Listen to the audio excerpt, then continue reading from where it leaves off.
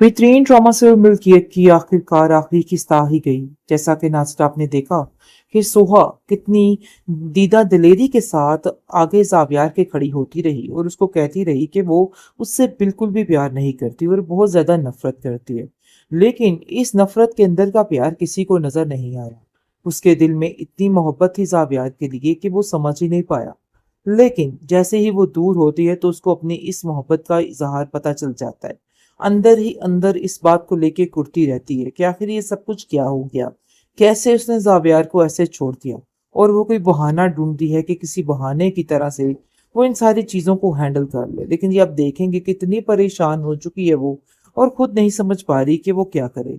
उसकी ज़िंदगी में ज़रका की वजह से इतनी तब्दीलियाँ आ गई हैं और उसको पता चल चुका है कि उम्र की ज़िम्मेदारी सिर्फ़ और सिर्फ़ मेरी ही है। और इस चीज़ को मानने के लिए ज़ावियार उसके साथ खड़ा होता है और उसको कहता है कि तुम्हें परेशान होने की ज़रूरत नहीं है, आखिर किन बातों को लेके परेशान हो रही हो?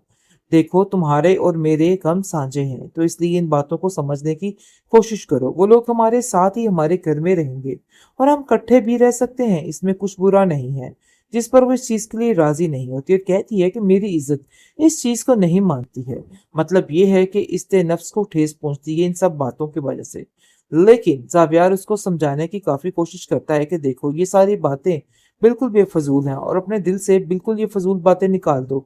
ऐसा कुछ भी नहीं है। हम तुम्हारे बारे में ऐसा नहीं सोचते हैं। तुम आखिर क्यों ये सब कुछ लेके बैठ गई हो? देखो अपने घर में वापिस आ जाओ। लेकिन जी करीब बहुत जल्द आके आप देखेंगे कि ज़ारा सारे मामलात को हैंडल करेगी।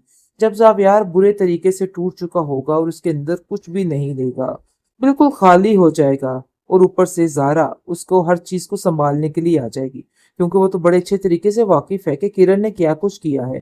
हर चीज़ का सारा मामला खुल के इन लोगों के सामने आ चुका है, जिसकी वजह से वो फैसला कर लेती है और यशवंत को कहती है कि मैं जितनी जल्दी हो सके ये मामलात को तय कर लूँगी। मतलब ये है कि मैं जाऊँगी और हर चीज़ को हैंडल कर लूँगी और सोहा को हर चीज़ बताऊँगी कि आखिर हकीकत क्या थी तुम दोनों के बीच, ये दूरियाँ किसने डलवाई और क्यों डलवाई हैं। और एक दिन भी किसी दिन ज़ावियार ने इस किरण से प्यार नहीं किया। इस बात को समझने की ज़रूरत है। जिसको सुनकर वो उसको कहती है कि अगर आपको ये बातें मालूम थी तो आपने मुझे पहले क्यों नहीं बताई? ऐसा लग रहा है कि जैसे सारा जहान खत्म हो गया। मैं आपको सच्ची बात बताऊं, मैं भी एक पल के लिए भी उनके बगैर नहीं रह पाई। ये भी हकीकत है, क्योंकि मैं उनके बगैर रह ही नहीं सकती। उसको ज़ावियार से अलहदा होने के बाद ये हकीकत पता चल चुकी है और उसको पता चल चुका है कि आखिर क्या हुआ और क्या नहीं हुआ। बहुत ज़्यादा परेशान हो चुकी है सुहा और कहती है कि आखिर मैं ये सारे मामलात को किस तरीके से संभालूं? मुझे तो खुद इन बातों की समझ नहीं आ रही है। आखिर ये सब कुछ है क्या? आखिर कब तक ये सब कुछ रहेगा? लेकिन जी बहुत जल्द सारे मामला ठीक हो जाएंगे और आप देखेंगे कि आकर ज़ावियार उसको यहाँ से ले जाएगा।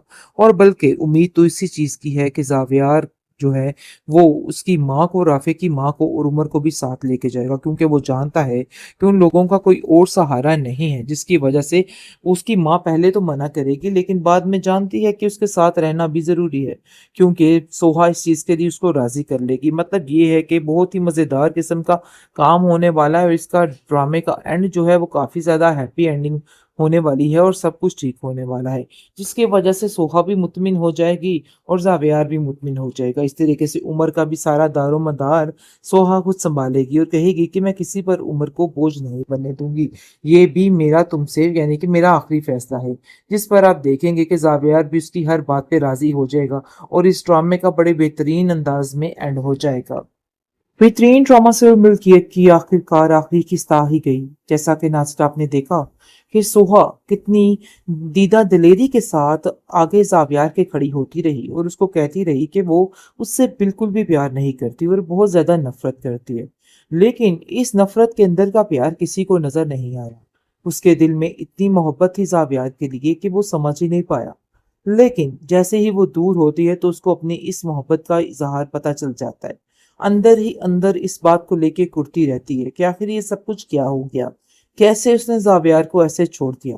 और वो कोई बहाना ढूँढती है कि किसी बहाने की तरह से वो इन सारी चीज़ों को हैंडल कर ले। लेकिन ये आप देखेंगे कितनी परेशान हो चुकी है वो और खुद नहीं समझ पा रही कि वो क्या करे।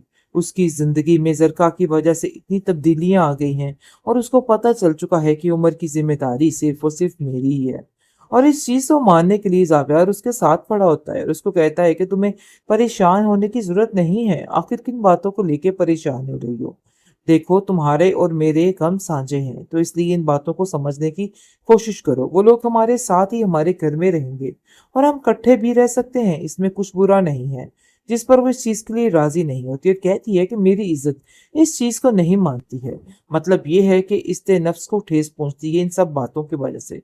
लेकिन जावियार उसको समझाने की काफी कोशिश करता है कि देखो, ये सारी बातें बिल्कुल बेफजूल हैं और अपने दिल से बिल्कुल ये फजूल बातें निकाल दो।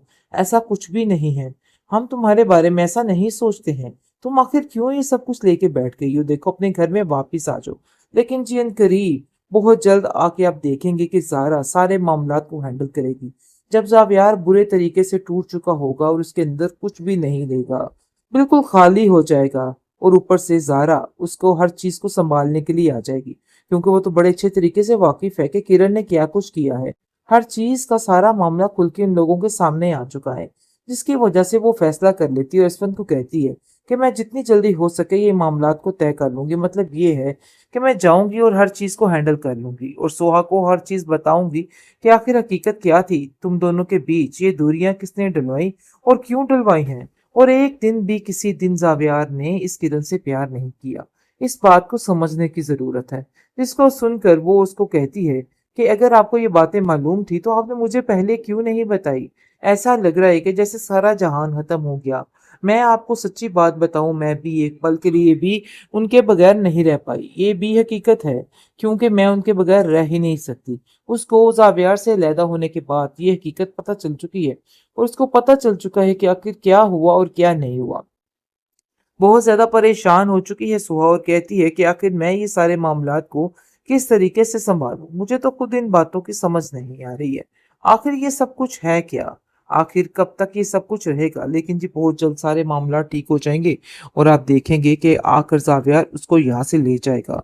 और बल्कि उम्मीद तो इसी चीज की है कि जावियार जो है वो उसकी माँ को, राफे की माँ को और उमर को भी साथ लेके जाएगा, क्योंकि वो जानता है कि उन लोगों का कोई और सहारा नहीं है। जिसकी वजह से उसकी माँ पहले तो मना करेगी, लेकिन बाद में जानती है कि उसके साथ रहना भी जरूरी है, क्योंकि सोहा इस चीज के लिए उसको राजी कर लेगी। मतलब ये है कि बहुत ही मजेदार किस्म का काम होने वाला है और इसका ड्रामे का एंड जो है वो काफी ज्यादा हैप्पी एंडिंग होने वाली है और सब कुछ ठीक होने वाला है, जिसकी वजह से सोहा भी मुतमिन हो जाएगी और जावियार भी मुतमिन हो जाएगा। इस तरीके से उमर का भी सारा दारो मदार सोहा खुद संभालेगी और कहेगी कि मैं किसी पर उम्र को बोझ नहीं बनने दूंगी। ये भी मेरा तुमसे, यानी कि मेरा आखिरी फैसला है। जिस पर आप देखेंगे कि जावियार भी उसकी हर बात पे राजी हो जाएगा और इस ड्रामे का बड़े बेहतरीन अंदाज में एंड हो जाएगा।